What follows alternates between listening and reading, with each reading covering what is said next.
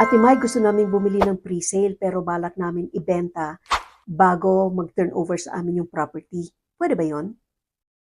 Yes, pwede naman kayong bumili ng pre-sale.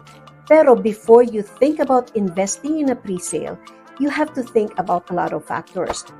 Una, yung bang binibili ninyong pre-sale, is it assignable?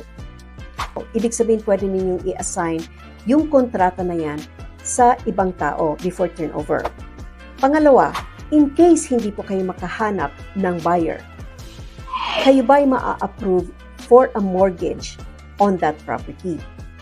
At saka yung pangatlo, in case na-approve po kayo sa mortgage and then you already are paying for the property and you plan to flip it, let's say, in a year's time, pero bumaba yung value ng property, are you willing to take a hit, a loss on that purchase?